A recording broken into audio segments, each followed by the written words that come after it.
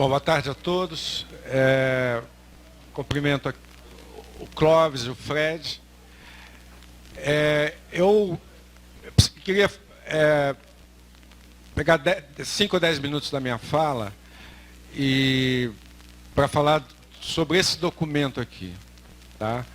Previdência, reformar para excluir. Esse documento, nós vamos lançar esse documento a semana que vem. Esse documento foi preparado exatamente para subsidiar a ação sindical, né, para subsidiar a ação parlamentar,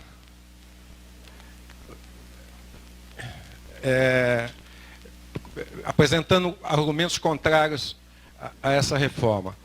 O documento foi preparado, organizado pelo DIESE e pela Anfip, e contou com a participação e com a colaboração de cerca de 20 especialistas do nosso campo. Organizado pela Anfip e pelo DIESE, e o documento tem 14 temas. 14 temas, só para vocês terem uma ideia. Antes, deixa eu dizer assim, esse documento síntese, nós temos uma versão síntese. Aqui está dito 8 de fevereiro, mas não vai dar. Nós vamos lançar tudo 15 de fevereiro, em torno de um dia 15 de fevereiro. Tem um documento síntese que tem aproximadamente 40 páginas. E nós temos um documento completo, que são 250 páginas, mais de 120, 130 tabelas. E, paralelamente a isso, nós vamos fazer uma campanha de mídia com vídeos curtos de 2 minutos, etc, etc. O objetivo é subsidiar o movimento sindical, os parlamentares, a sociedade, etc., para lutar contra essa reforma. O documento, ele trata de 14 pontos. Eu não tenho tempo de falar sobre esses 14 pontos. Vou falar hoje desse primeiro, contexto mais amplo da reforma da Previdência e da Seguridade Social.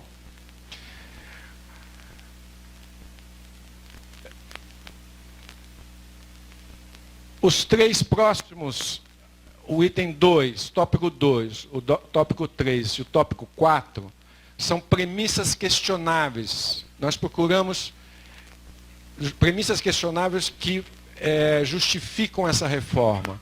Então, a primeira premissa questionável, que o Fred vai falar hoje, é sobre o impacto da demografia nas finanças da Previdência. Essa ideia toda do fatalismo demográfico. Se não fizer nada agora, vai explodir as contas no futuro. A segunda premissa questionável, eu prefiro equivocada, né, é a catástrofe financeira. Se você não fizer nada, o déficit da Previdência vai explodir. Isso é uma outra mentira, e vou falar sobre isso um pouco mais à frente.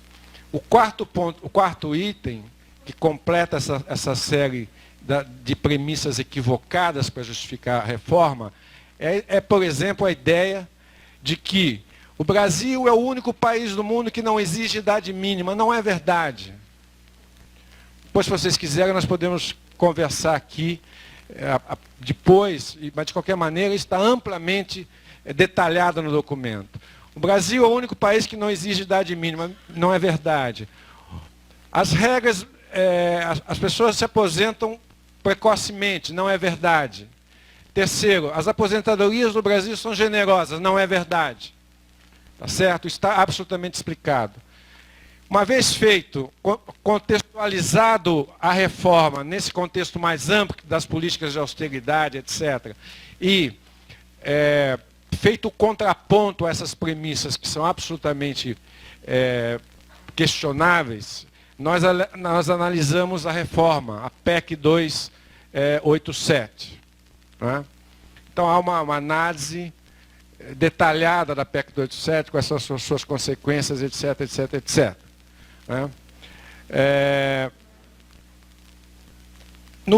A partir do item 6, o item 6, o item 7, o item 8, o item 9, o item 10 e o item 11, nós vamos falar das consequências dessa reforma. As consequências dessa reforma. No item 6, para começar esse capítulo, nós dizemos o seguinte: Em última instância, essa reforma, ela acaba com o direito à proteção na velhice. Tem a Declaração Universal dos Direitos Humanos de 1948, que é um documento, é um monumento da civilização, de 1948, cujo artigo 25 diz: toda pessoa tem direito à proteção na velhice. Se eu pudesse sintetizar o que é a reforma que está sendo feita, eu diria que esse artigo da Declaração Universal dos Direitos Humanos de 1948 está sendo extinto no Brasil. Essa é a síntese que eu faço. Tem mais duas questões importantes. Essa reforma, ela é mais severa, mais dura do que as regras, ela impõe regras mais duras do que as existentes nos países desenvolvidos. Nós fazemos um alerta. Essa reforma, pelo grau de exclusão dela, vai excluir muita gente de baixa renda. Além das pessoas de alta renda vão para o setor privado. Então essa reforma, ela vai aumentar a exclusão e ela tem potencial para criar uma bomba de efeito retardado, porque pode haver uma queda brutal da arrecadação e aí sim você vai quebrar a previdência pública. Então essa ideia de reformar para preservar não é verdade. Essa reforma pode ter um potencial de destruir pela privatização por um lado e pela queda da arrecadação por outro. Depois nós entramos em 4 pontos, que são o item 7, análise do que eles estão propondo para o BPC, do Benefício de Prestação Continuada, que é uma das grandes crueldades. Você vai aumentar de 65 para 70 anos a carência para as camadas mais vulneráveis da sociedade, aquelas que recebem 1/4 de renda do salário mínimo. Né? Então tem um capítulo todo que se dedica a isso. Depois nós entramos em vários capítulos, em um capítulo que mostra o seguinte: os reformistas dizem que querem se inspirar nos países da Europa, nos países da OCDE, só que não há como você delimitar a realidade socioeconômica e demográfica do Brasil com os países da OCDE, não há como delimitar. E aí nós mostramos mais de 10, 12 indicadores. Tá certo? Distribuição da renda, PIB per capita, desigualdade, expectativa de vida a nascer. São 10 ou 12 indicadores que a gente mostra o seguinte: se fosse uma tabela de um campeonato do Brasil de futebol, tá certo? Os países da OCDE estão na Série A. E o Brasil está na zona de rebaixamento da zona C. Tá certo? Então não tem como você fazer uma reforma com padrões europeus num país com as desigualdades que o Brasil tem. Todos esses indicadores vão mostrar isso. Né? 9, nós mostramos essas condições de vida do Brasil. Além do Brasil ser um país desigual, ele é heterogêneo. A expectativa de vida no Brasil é 75 anos. Se eu vier para o município de São Paulo, a expectativa de vida é 78. Nos bairros nobres é 80. Mas em Capão Redondo é 61. A expectativa de vida no Brasil é 75 anos, mas em mais da metade das unidades da federação, menos que isso, muito menos que isso. Quando você compara Santa Catarina com Piauí, são 2 mundos. E nós trabalhamos também um outro dado, vocês conhecem os dados do PNUD, que diz o seguinte: é o Índice de Desenvolvimento Humano, o IDH. O IDH tem 5 classificações. IDH muito alto, são os países da OCDE. Menos de 1% dos municípios brasileiros têm IDH muito alto. Depois tem o IDH alto, que a média do Brasil está no alto. Depois vem o médio, começam os países africanos. Depois vem o baixo, mais países africanos. Depois vem os muito baixo, países africanos, países asiáticos, alguns asiáticos, países que estão em guerra, coisas desse tipo. 65% dos municípios brasileiros, 65% dos municípios brasileiros tem IDH médio, baixo e muito baixo. Está claro? Depois nós passamos a reforma da Previdência no contexto das desigualdades de gênero e das condições de vida nos meios rural e urbano. Isso vocês vão ver amanhã, se eu não me engano, com a professora Joana Mustafa e com o doutor Evandro. Vão falar exatamente sobre esses dois temas. Não tem sentido você tratar de uma forma igual quem é desigual. Depois, nós dizemos por que é necessário preservar o salário mínimo. Item 12º, nós fazemos um alerta. A Previdência Social e a Seguridade Social são o principal instrumento de proteção social no Brasil. Recentemente, a desigualdade da renda caiu muito, a renda do trabalho. 40% dessa queda, segundo o IPEA, tem a ver com geração de emprego e salário mínimo, e 30% tem a ver com a Previdência. A Previdência diretamente beneficia 30 milhões de famílias, mas se você computar os outros membros da família, são 90, 100 milhões de pessoas. Direto ou indiretamente, a Previdência beneficia 100 milhões de pessoas. A Seguridade Social, que além da Previdência inclui assistência social, o seguro-desemprego, beneficia 140 milhões de pessoas. Então, como é que eu faço uma reforma meramente fiscalista, sem levar em conta os mecanismos de proteção social do país, tá certo? Então tem vários indicadores, a importância da Previdência, da Seguridade Social na distribuição da renda, no combate à pobreza, e há um estudo que o Diese fez, o Antônio Ibarra, um técnico do IPEA, que fez, que diz assim: hoje a pobreza entre os idosos é 0,5% da população, e se não tiver Previdência, não tiver pensão, não tiver o BPC, a pobreza vai chegar a mais de 50% da população idosa. Tá certo? É disso que nós estamos tratando. Está em jogo você destruir um dos principais mecanismos de distribuição de renda do país. E, finalmente, os dois últimos pontos do trabalho está dedicado a dizer como garantir o equilíbrio financeiro de longo prazo. E aí tem dois aspectos. O item 13 diz as questões relacionadas diretamente à Previdência e à Seguridade. E o item 14, as questões ligadas à política macroeconômica. No primeiro caso,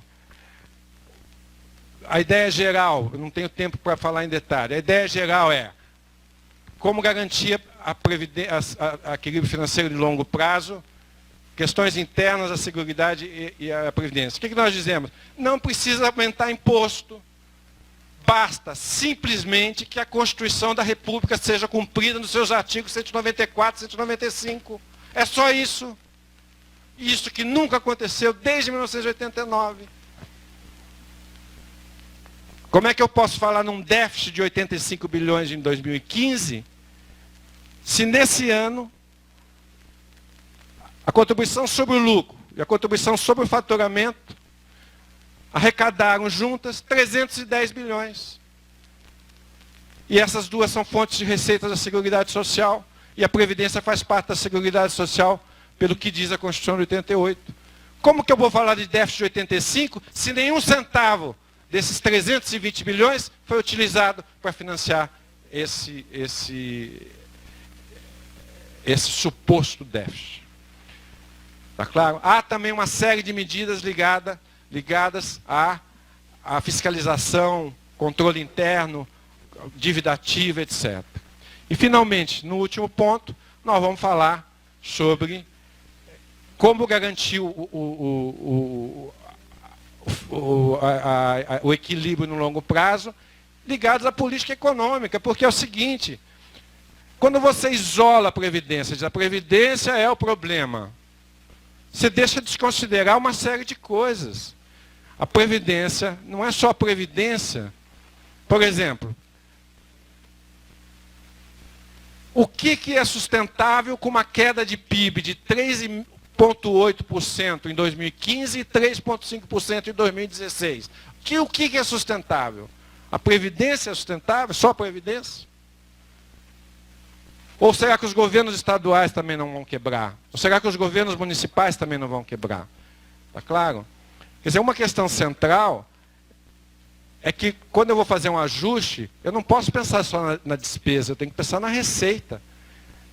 A fonte de financiamento da Previdência é do mercado de trabalho e é da atividade econômica. Se a economia cai, isso cai a arrecadação. Se a economia cresce, isso melhora. Então, não há alternativa para o país, não é para a Previdência, sem crescimento. Segundo ponto, o crescimento é condição para quê? Para incluir mais de 38% da força de trabalho que está fora da Previdência, que não contribui e que não terá proteção na velhice. Com o crescimento, que nós apoiamos o DIES, especialmente as centrais também? Nós temos que incluir esses 37%. Se essas pessoas forem incluídas, elas vão passar a contribuir, isso aumenta o caixa e vão ter proteção lá na frente. A outra questão é o seguinte: há alternativas não só para o ajuste fiscal, como também para a Previdência, que passam pelo reforço da capacidade financeira do Estado por meio da distribuição mais equitativa das contribuições por parte das camadas de alta renda. O governo diz, eu vou fazer a reforma da Previdência, vai dar uma economia de 700 bilhões em 10 anos. E vai economizar 70 bilhões por ano. Eu pergunto, será que não seria um caminho mais, vamos dizer assim, inteligente, se ao invés de partir para essa alternativa, eu abaixasse os juros? Que, por exemplo, o Brasil gastou em 2015 500 bilhões de juros. É mais do que a Previdência, nós gastamos 440 bilhões. Então, se eu baixasse os juros, eu economizo 500 bilhões. Eu tenho um potencial para redução de 500 bilhões. E se o governo, por exemplo, revisse as desonerações, as renúncias fiscais, o governo deixa de arrecadar todo ano 280 bilhões. Ele abre mão de 25% das suas receitas. E se o governo, em terceiro lugar, fizesse a reforma tributária, quanto que seria possível arrecadar? E se o governo, em quarto lugar, combatesse de fato a sonegação, tá certo? Que, segundo estudos, chegam a 500 bilhões. Mas se eu somar 500 bilhões de sonegação, 500 bilhões de juros, 280 bilhões de renúncias fiscais, só isso dá 1 trilhão e 300. Então, se o governo atacasse essas partes, se tivesse um êxito de 30%, são quase 400 bilhões por ano. É muito mais do que os 67, 70 que querem arrecadar da Petrobras. Então, na verdade, qual que é a alternativa que o governo tem feito? Quer dizer, a questão da sonegação, a dívida ativa da União hoje chega a quase 2 trilhões. E o que o governo acabou de fazer? Deu um refis de 96 meses agora, em dezembro de 2016. Tem outra ajuda para o agronegócio, perdão da dívida do agronegócio. Quer dizer, então não há argumento para dizer que o problema fiscal brasileiro é a Previdência, porque não é. E, finalmente, nesse capítulo, nós falamos de uma outra questão. Eu não vou garantir sustentação financeira de longo prazo se eu não rever o regime macroeconômico brasileiro. Esse que é o problema, porque se você convencionou dizer que o gasto de saúde, previdência, educação, etc., que se chama gasto primário, isso é horrível. E o gasto que beneficia dos juros financeiros, isso nem é gasto. Então, qual que é a estratégia? A estratégia de ajuste fiscal é comprimir o gasto primário. Agora, o gasto financeiro, o gasto nominal, que se chama, deixa explodir, porque isso não tem problema, isso não é problema fiscal. Está claro? Então nós mostramos lá que essa é a questão central. Por exemplo, o ano passado, 2015, eu estou com os dados em 2015, os 16 não saíram ainda. 2015, a nossa dívida bruta aumentou 14 pontos em relação ao PIB, saiu de 56% para 70% do PIB. O que são esses 10% a mais que aumentou? Esses 10% a mais que aumentaram. Esses 10% a mais, 1,5% é o gasto primário, com educação, com saúde. 8,5% tem a ver com gasto com juros. Então, como que o problema brasileiro é o gasto primário? É a Previdência. Tá claro? Não há nenhuma razão técnica para sustentar esse argumento falacioso. Tá claro? Então, são esses 14 pontos que nós tratamos no documento. 14 pontos que nós tratamos no documento. Isso vai estar acessível. Nós fizemos isso para vocês, para a sociedade, para o parlamento. Trabalhamos nos últimos 4, 5 meses. O Clóvis participou disso, o Fred participou disso, a Joana participou disso, o Evandro participou, quem mais que está aqui? O Fernando participou, tem a Fatinha, cadê a Fatinha? A Fatinha vai falar amanhã, participou, tá certo? Eu vou esquecer das pessoas, mas são mais de 20 especialistas, nós trabalhamos 4, 5 meses seguidos, trabalho pesado, para poder, nesse momento, disponibilizar esse documento para vocês. Isso vai estar disponibilizado na semana que vem. Eu tenho menos de 10 minutos e vou falar agora sobre o tema da exposição.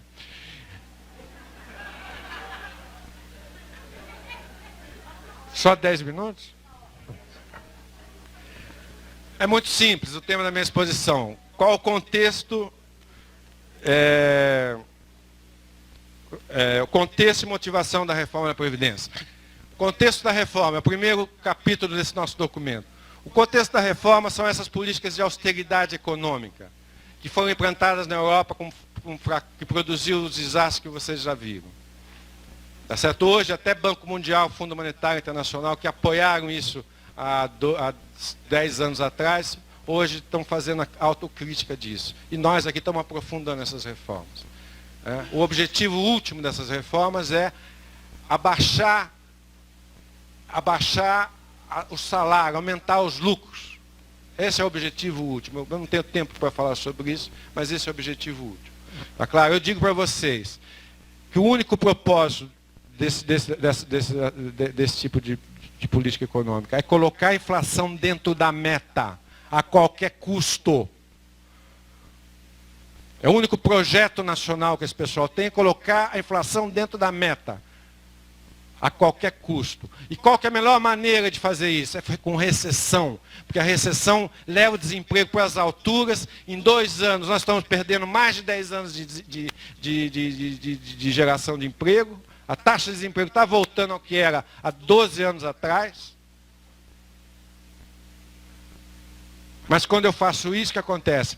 As pessoas não têm renda. Aumenta o desemprego, cai a renda, as pessoas não compram, a inflação baixa. É o melhor jeito de baixar a inflação, é esse. Tá certo? E isso também é útil para criminalizar políticas redistributivas.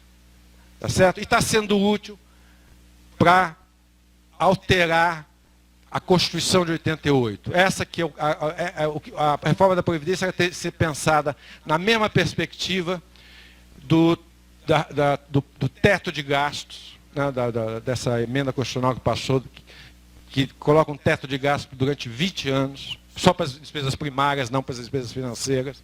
É a mesma perspectiva do retrocesso da reforma trabalhista, que quer fazer com que os direitos trabalhistas no Brasil retrocedam 100 anos. Nós vamos voltar para antes da CLT.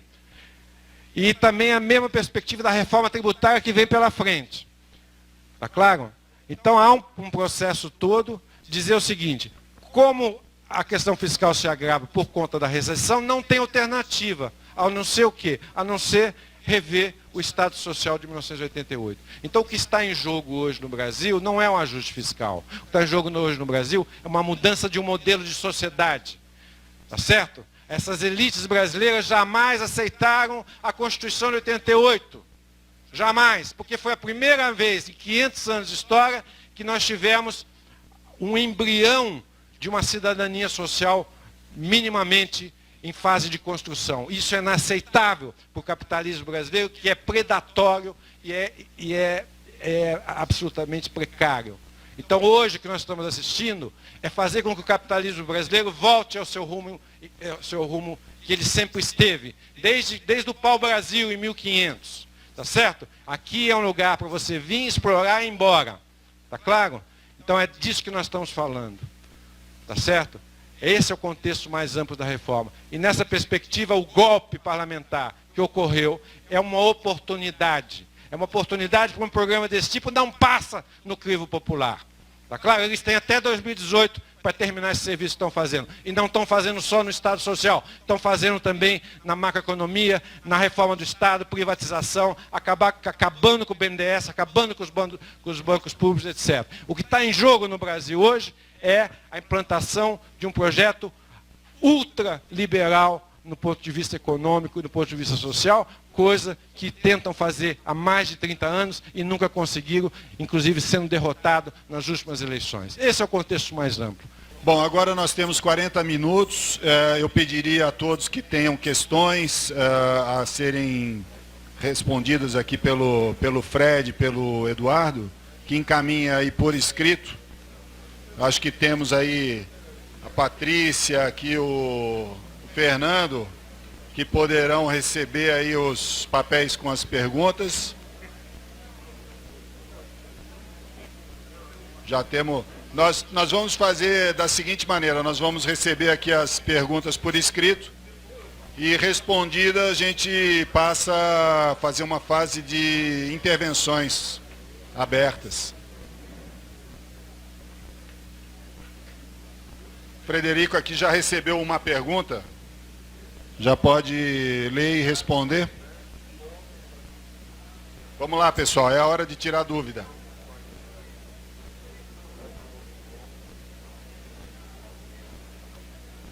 Ok? Então vou passar a palavra aqui ao Fred, que já tem uma questão aqui na mesa.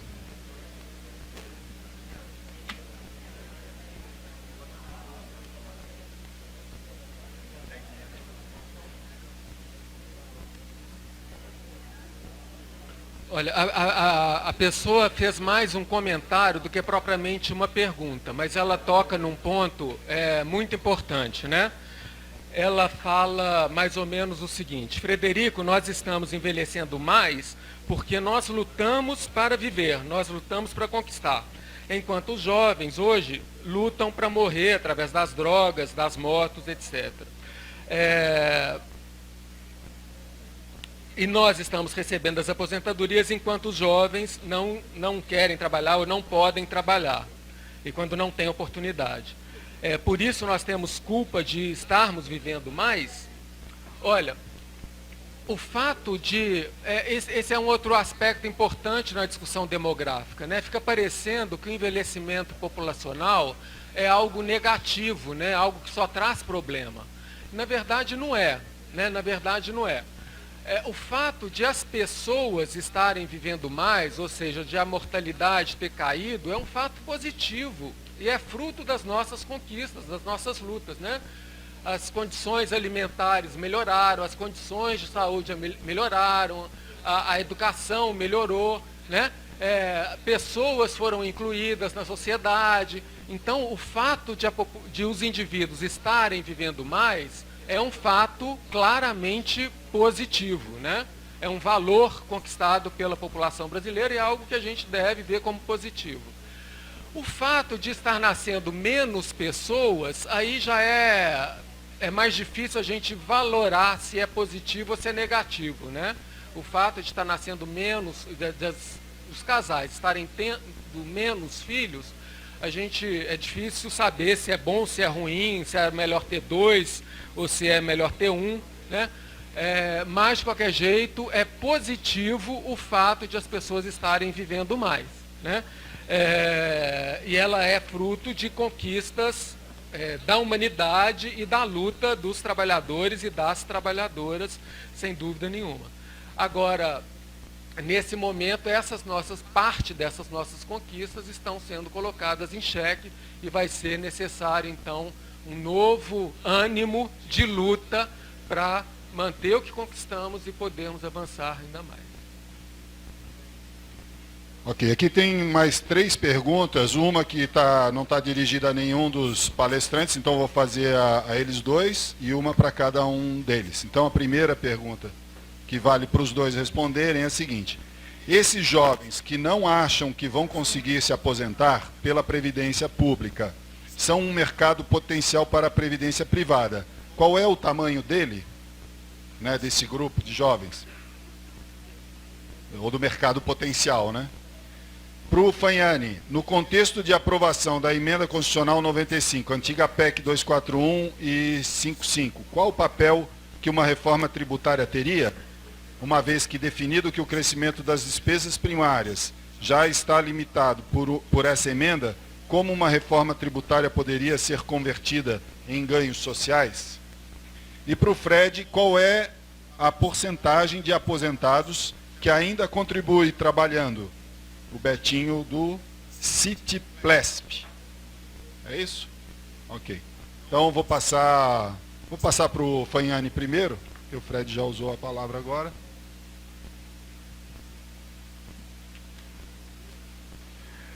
A primeira questão, muito rapidamente, jovens que não vão contribuir, qual o mercado potencial? Veja bem, já está disseminando uma ideia que é a seguinte: se eu não vou usar, para que pagar?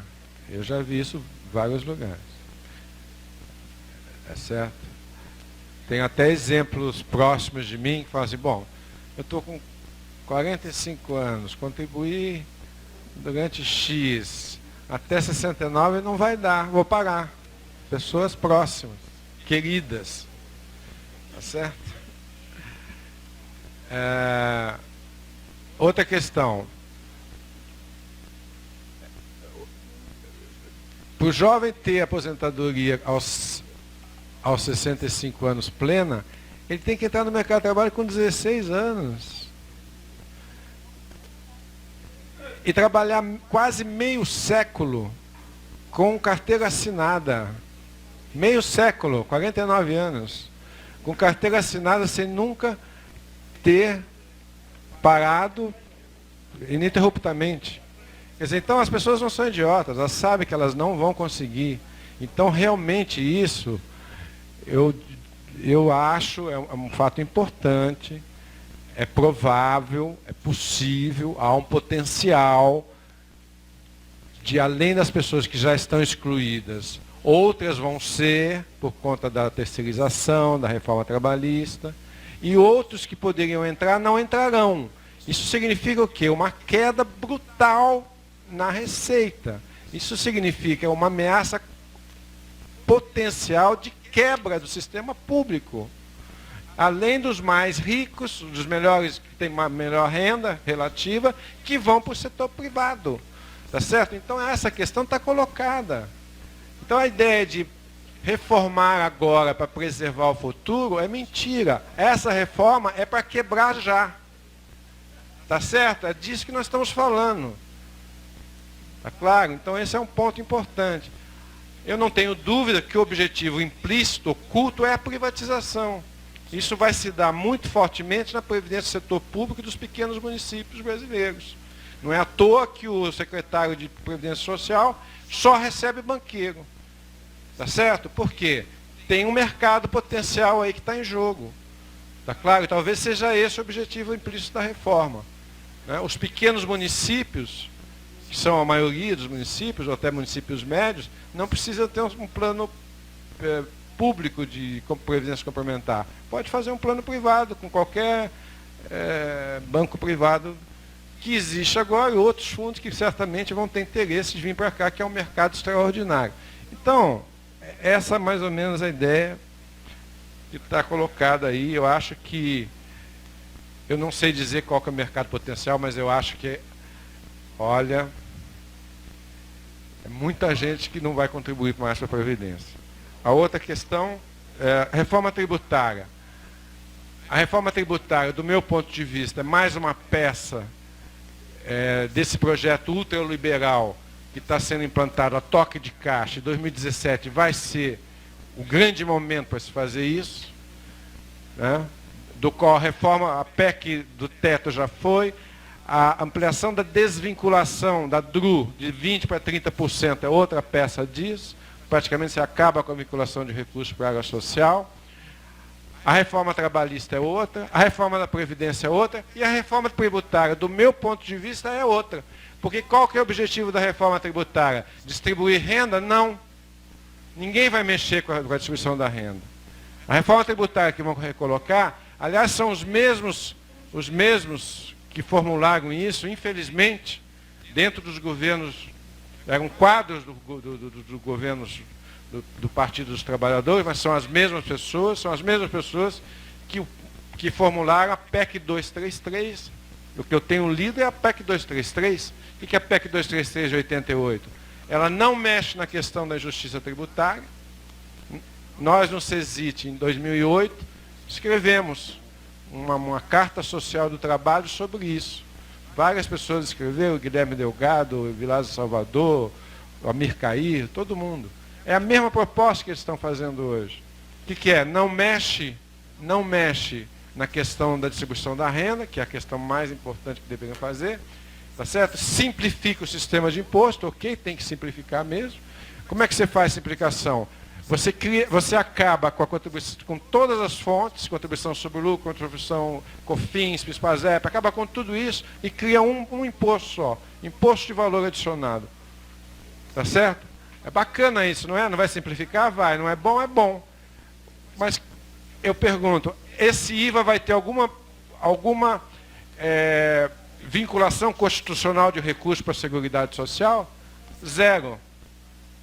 Tá certo? Então, ao você fazer isso, por trás disso está implícito uma ideia de simplificar e acabar com recursos vinculados para a educação, para a saúde, para a previdência, para a seguridade, etc. Tá claro?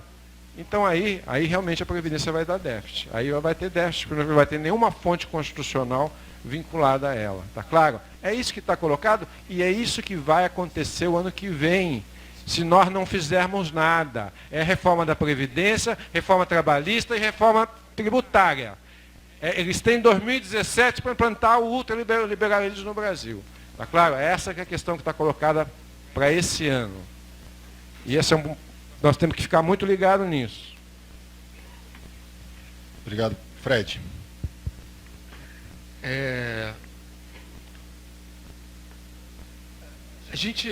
Eu falo de maneira meio simplificada que o grande interessado na reforma da Previdência é o capital financeiro, né? E por que é de maneira simplificada? Porque, na verdade, com essa taxa de juros altíssima que vigora no Brasil, acabou que setores que a gente acha que são setores do setor produtivo, né, indústria, comércio, na verdade, eles também acabaram se vinculando ao rentismo. E, num certo sentido, né, estamos entre companheiros, aí eu posso usar um pouco, até segmentos de trabalhadores que têm, por exemplo, um fundo de pensão privada, né, fechado, que recebe, que tem recursos aplicados em títulos do governo. Em última instância, do ponto de vista estrito, eles também estão vinculados ao rentismo, né? Quem vive dessa remuneração da taxa de juros. Mas, enfim, sendo mais simples, o grande interessado na reforma da Previdência é o capital financeiro. Porque eles ganham de três formas. Eles deixam de ser onerados, né? Eles não podem diminuir a tributação que eles pagam para a manutenção da Seguridade Social, como o Fanhani falou que isso pode acontecer numa reforma tributária, então eles deixam de ser chamados para contribuir mais, ou até mesmo diminuem a tributação que eles já aportam no sistema. Então, essa é a primeira vantagem deles. A segunda vantagem é porque abre um mercado privado de fundos de previdência e de seguro-saúde grande, né? Pode até ser que em termos relativos para a população brasileira seja pequena, porque a população brasileira vai empobrecer, logo vai sobrar pouca gente com dinheiro para pagar o seguro privado, mas em termos absolutos é um mercado não desprezível.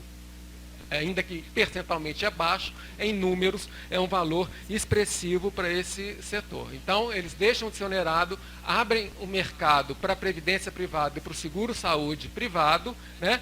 E eles têm a garantia de que vão receber os juros que eles cobram de maneira extorsiva do Estado brasileiro. O Estado brasileiro paga uma taxa de juros que eu não vejo base de sustentação na teoria econômica, não tem nada na teoria econômica que explique esse nível da taxa de juros, né? Do meu ponto de vista, o grande fator explicativo para essa taxa de juros é a pressão que segmentos econômicos poderosos no país exigem que o Estado lhes pague de volta como resultado das suas aplicações financeiras. Então, o capital financeiro ganha através desses três fatores, né? E os jovens, eles são um mercado potencial para esse mercado privado de previdência que já existe no Brasil e que pode ser ampliado, né? Mas, de qualquer jeito, né, como já apareceu numa outra palestra de que participei, esse mercado ele não é mais seguro do que a previdência pública, né? Apesar de falar que eles alegam que a previdência pública está quebrada e que vai quebrar no futuro, no setor privado, isso já aconteceu no Brasil na década de 70, não sei quem lembra de KPM e outras do tipo, são empresas privadas de previdência que quebram e deixam aquelas pessoas que contribuíram esperando que vão receber lá na frente a ver navios. Bom, a pergunta do Betinho sobre qual é a porcentagem de aposentados que continuam contribuindo, segundo os dados da PNAD do IBGE, uma pesquisa do IBGE de 2014, 27% das pessoas aposentadas continuam contribuindo para a Previdência Social no Brasil, ou seja, continuam trabalhando e contribuindo. Ok, temos aqui mais 5 perguntas. Uma delas é para os dois palestrantes, que diz o seguinte: quando o governo propõe um monstro na Previdência, claro que não favoreceriam a população com algo atrativo na Previdência Pública. Isso não é uma artimanha sem volta para favorecer os bancos na previdência privada? Pergunta do Edivaldo, do Sintaema CUT. Outra pergunta aqui para o Fanhani. O livro anunciado por você será lançado em que local, hora, etc. Professor Eduardo, o senhor vê risco ou possibilidade da Previdência no futuro, depois de quebrar no mercado financeiro, ser novamente, entre aspas, estatizada? Ou seja, estamos jogando um rombo previsível para gerações futuras? Obrigada, Mari Lúcia, da Intersindical Sindirreceita. E também para o Eduardo. Quais os países que não adotam limite de idade? E B, né? Você pode explicar por que é mito dizer que o brasileiro se aposenta cedo? E para o Frederico, a pergunta sobre a tábua de sobrevida que o IBGE divulga para cálculo do fator previdenciário. Ela é confiável? Existe outra metodologia que poderia indicar outro resultado? Então eu passo a palavra ao... Acho que o Eduardo tem maior número de perguntas, já encadeia todas as questões que tem que responder. O livro, na verdade, são 2 documentos, documento síntese e documento completo. Eles vão ser lançados a semana que vem. Quem está organizando isso é o Diese e a Anfip. Eles querem fazer estão vendo aí como fazer, a Anfip está mais à frente desse processo, mas a ideia é que seja lançado quinta ou sexta-feira que vem, querem fazer um evento, alguma coisa desse tipo.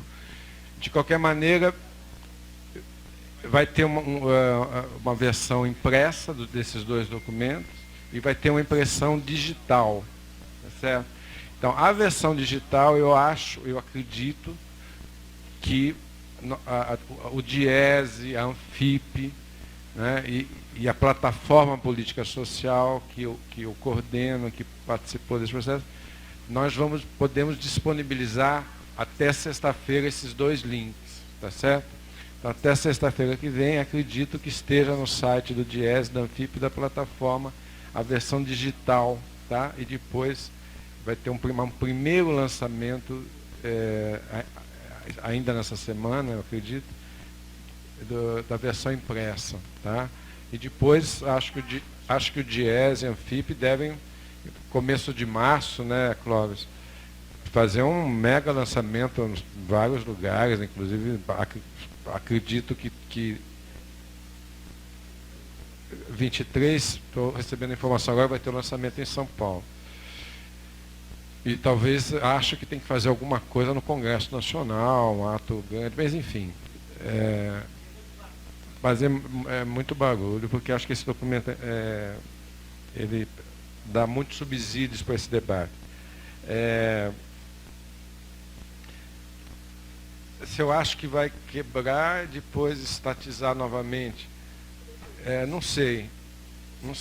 O que eu acho é que, eu não estou dizendo que vai acontecer isso, eu estou dizendo que tem um potencial muito grande de reformar para quebrar, pelas razões que eu já apontei. Acho que esse potencial existe pela quebra de receita, só isso, tá certo? Vai reestatizar de novo? Não sei.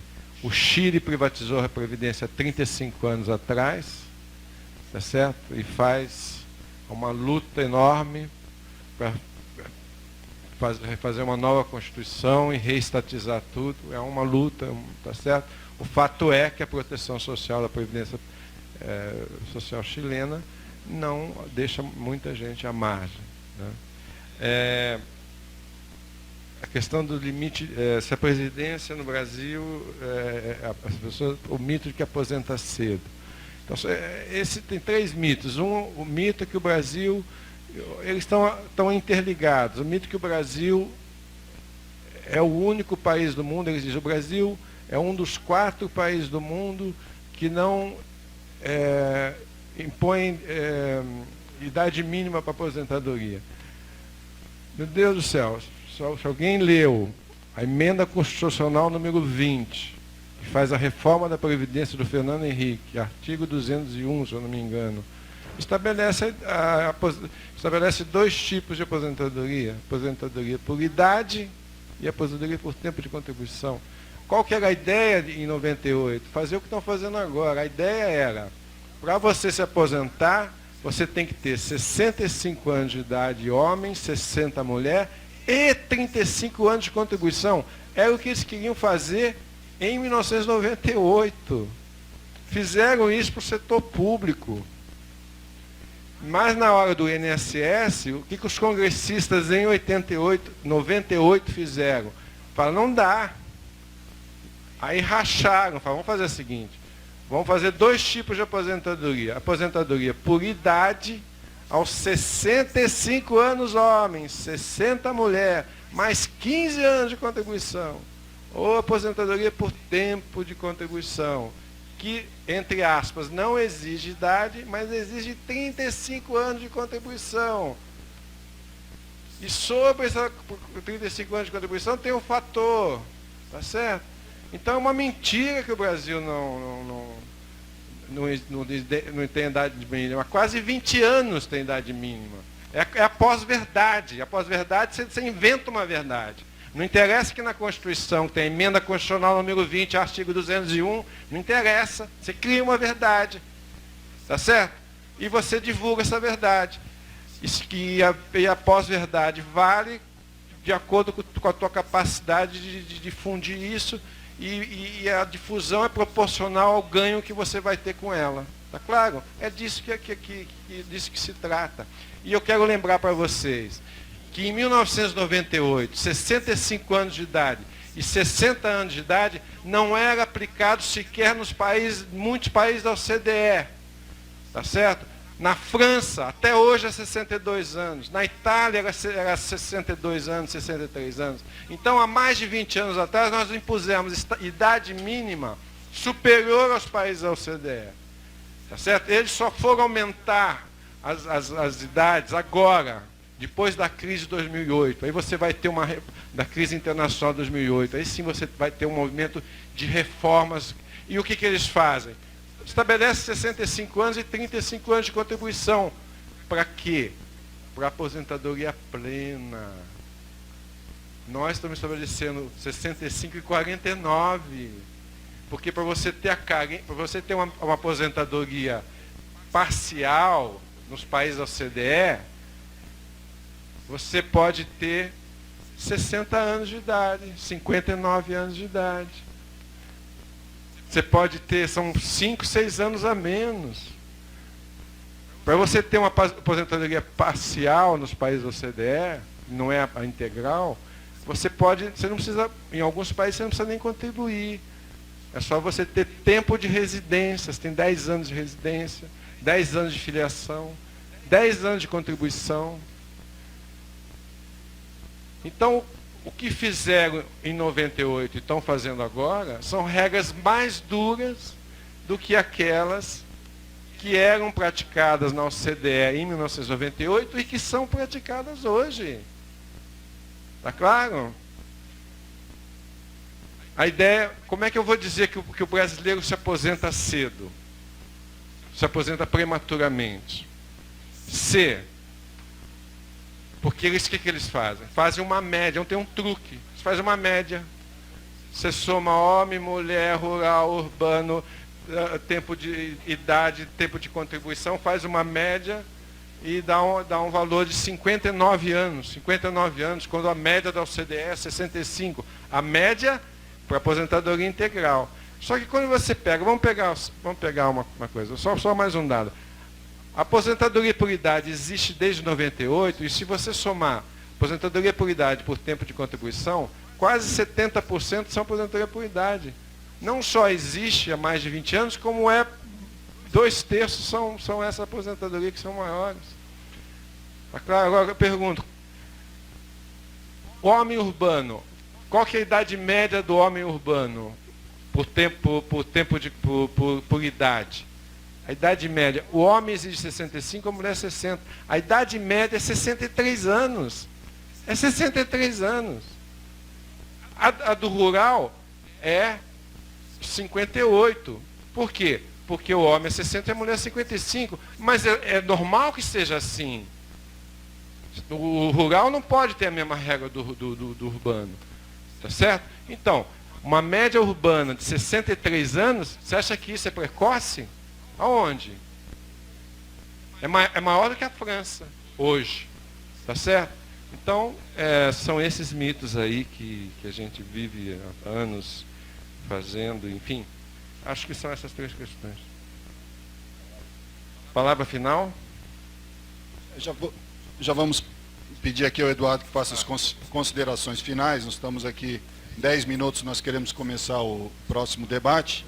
Então já faz as últimas colocações, depois eu passo para o Fred responder as últimas perguntas e também fazer as colocações finais. Não, eu só queria agradecer, parabenizar o Diese, as centrais, por esse evento.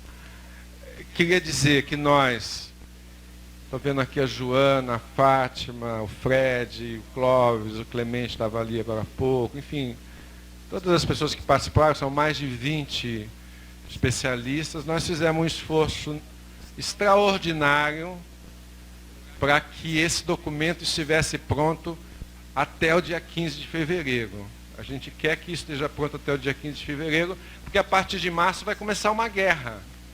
Tá certo? Então, acho que nós vamos conseguir fazer isso. Dia 15 vocês vão ter esse documento. E aí acho que ele apresenta muitos subsídios.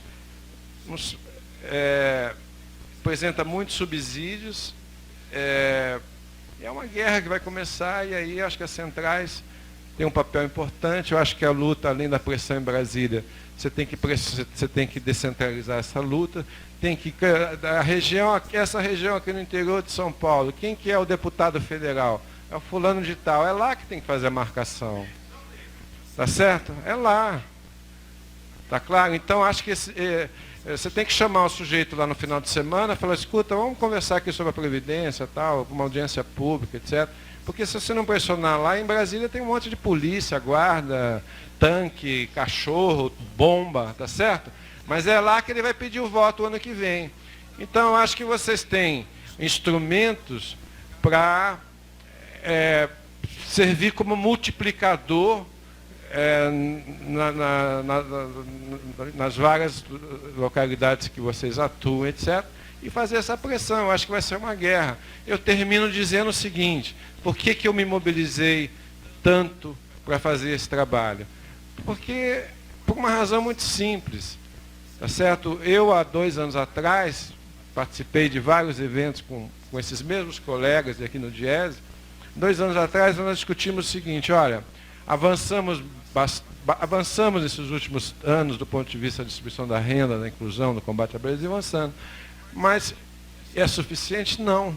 Nós temos que avançar agora a isso, aqui. Porque eu acho que o país, o Brasil, a questão central do Brasil, se você me perguntar assim, se você tiver que pensar um projeto nacional, qual que é a questão número 1 que você tem que fazer? Eu digo com toda franqueza, a questão número 1 do Brasil é enfrentar as diversas faces da desigualdade social.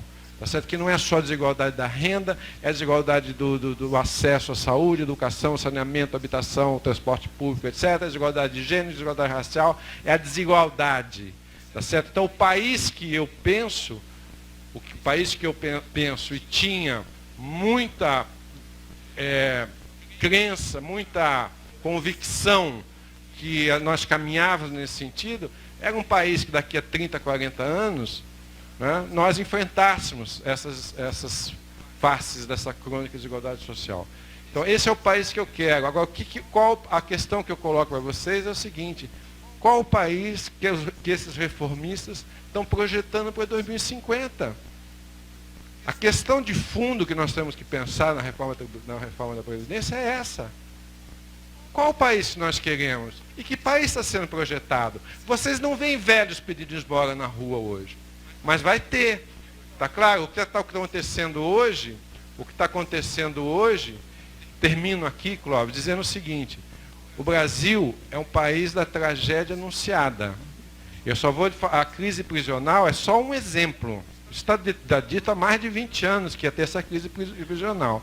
O que eu digo para vocês é o seguinte, a tragédia da desproteção social está sendo tecida agora. Nos próximos meses ela vai ser decidida. Tá certo? Nós podemos ter um país daqui a 20, 30 anos, né, absolutamente sem proteção nenhuma de velhos, né, por outras razões também as crianças, por outras razões. Quer dizer, é contra esse país que eu luto contra essa reforma. Muito obrigado. Obrigado, Eduardo. Fred. A pergunta do Edivaldo sobre se a proposta de reforma da Previdência, na verdade, não era um artifício, uma artimanha para incentivar a Previdência privada, a gente já tinha respondido antes que sim, né? Em grande medida, aparentemente era.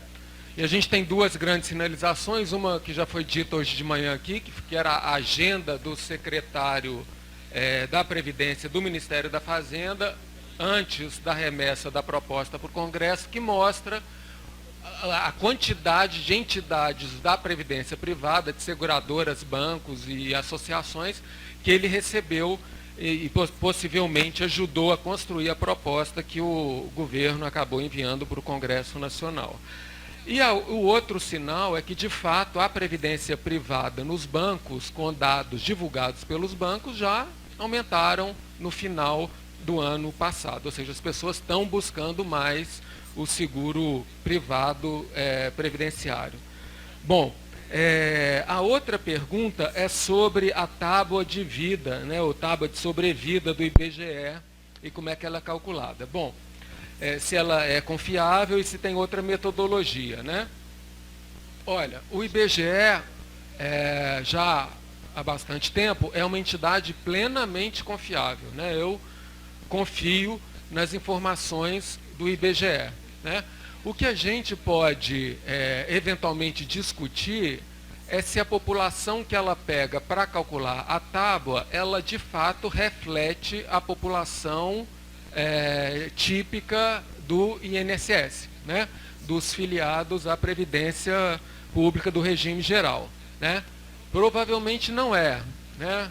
Porque eles pegam o dado da população brasileira como um todo, inclusive pessoas que estão à margem do mercado de trabalho capitalista e que provavelmente têm uma mortalidade maior, o que faz então com que a tábua do IBGE não reflita a população de ocupados. Mas pode eventualmente até ser que os dados para os ocupados fossem até, vamos dizer assim, melhores do que mostra a tábua atual do IBGE em termos de sobrevivência, né? Então existem outras possibilidades, mas elas são de difícil construção. Agora, tem um erro, tem um equívoco que muitas vezes aparece, que talvez seja bom a gente corrigir. Não ajuda muito nos nossos argumentos esse ponto específico, né? Porque muita gente fala o seguinte: olha, a expectativa de vida ao nascer no Maranhão é de 64 anos para homem, então logo o limite de 65 anos vai impedir com que todos os maranhenses se aposentem. Não é verdade. Por quê? No cálculo da expectativa de vida ao nascer, entra a mortalidade infantil. E a mortalidade infantil puxa a média para baixo, né? Então, concretamente, né, para a situação real das pessoas, se as pessoas sobrevivem ao seu primeiro ano de vida, que em geral é um ano de maior fragilidade física, né, de menor resistência às doenças, elas já ganham uma sobrevida que ultrapassa os 65 anos. Então, de fato, o que interessa para essa nossa discussão é a perspectiva de sobrevivência a partir dos 60 anos, a expectativa de sobrevivência a partir dos 65 anos. Quer dizer, quantos anos, em média, a pessoa espera poder sobreviver depois que ela completa 60 anos ou depois que ela completa 65 anos. Não obstante, entretanto, esse, como eu disse na minha apresentação, é um cálculo de média. É um cálculo de média. E no Brasil, alguém disse isso, né, que cálculo de média para o Brasil é uma ficção científica, porque diante da desigualdade que a gente tem, pensar no indicador que seja a média dessa desigualdade, não é, quer dizer, esse indicador de média ele não vai representar a realidade, porque a realidade é a da desigualdade, né? Então, o cálculo de média no Brasil tem esse grande problema. Uma coisa com algum grau de semelhança, né, é a questão das comparações internacionais. Os três grandes argumentos do governo ao propor a PEC 287 foi a questão fiscal, a questão demográfica no envelhecimento populacional especificamente e a comparação internacional sob a alegação de que a Previdência Social no Brasil é muito generosa, é muito favorável ao acesso aos benefícios, os benefícios são relativamente altos. Então, o Eduardo já mencionou, mas eu chamo a atenção que é importante a gente olhar com um olho muito crítico essas informações de comparações internacionais. Os dados eles são citados muito fora de contexto, né? Um exemplo simples, eles falam, por exemplo, que na Alemanha a idade de aposentadoria é 65 anos ou 66 anos. Mas a idade na Alemanha para aposentadoria é o que a gente chama de uma idade de referência. Não é a idade mínima que eles estão propondo no Brasil.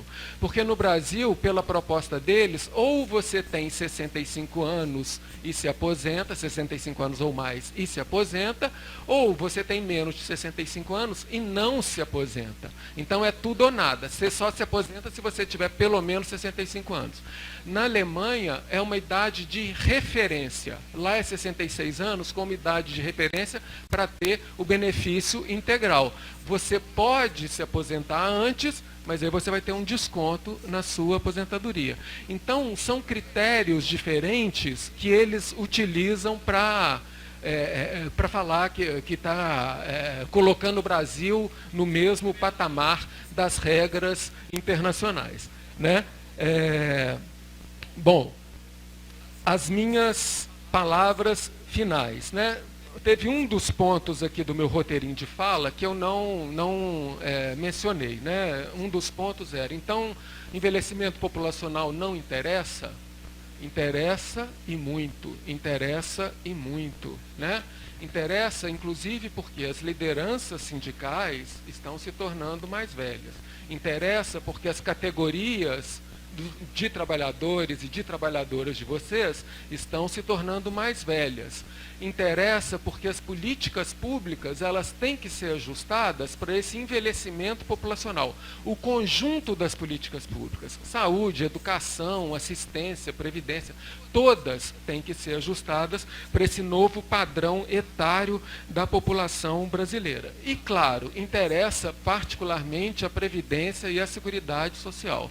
Nós temos que buscar formas de garantir o financiamento a longo prazo da Seguridade Social. A Seguridade Social já nos dá um instrumento poderoso para financiar esse sistema de proteção social que nós construímos no Brasil. Nós precisamos garantir a Seguridade Social e o financiamento tripartite para a Previdência, seja ela do regime geral ou do regime próprio, em que o Estado entra como empregador e como a outra parte do financiamento tripartite. E, por fim, um alerta, né? Eu vou ser, de novo, um pouco ousado e falar, olha, as duas grandes apostas do atual governo até agora foram a aprovação da PEC 241, que depois virou PEC 55, e agora a Emenda Constitucional 95, e a outra aposta é a reforma da Previdência. Eu diria, de maneira ousada, que é muito mais fácil, no futuro, a gente reverter a Emenda Constitucional 95 do que reverter a eventual aprovação da PEC 287. Ou seja, é mais fácil a população brasileira e a classe trabalhadora organizada e mobilizada conseguir derrubar o limite às despesas primárias do Estado brasileiro do que será reverter essa reforma da Previdência e da assistência se ela vier a ser aprovada. Então, a hora da decisão é agora, né? Para essa discussão sobre a Previdência, a assistência e a Seguridade Social no Brasil. Obrigado. Bom, companheiros, dentro do tempo previsto, a gente dá por encerrada essa mesa, agradecendo aí a paciência e a atenção de todos vocês. Nós vamos imediatamente dar início à última mesa, que eu peço que vocês realmente prestem atenção, porque vai tratar justamente de apresentar as principais características da PEC 287 e discutir o seu encaminhamento no Congresso. Então eu convido aqui o meu colega para a próxima mesa. Muito obrigado.